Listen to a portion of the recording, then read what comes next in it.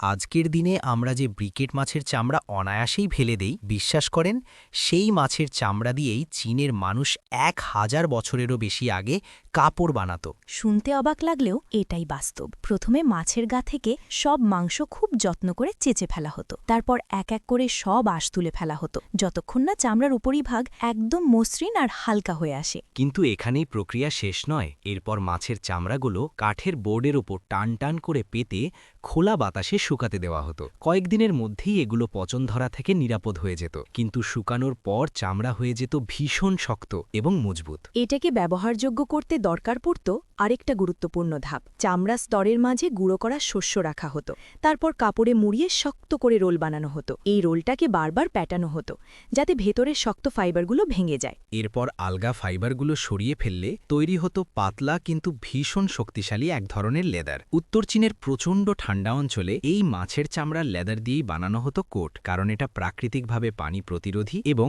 তীব্র শীতেও শরীর গরম রাখতে দারুণ কার্যকর ছিল।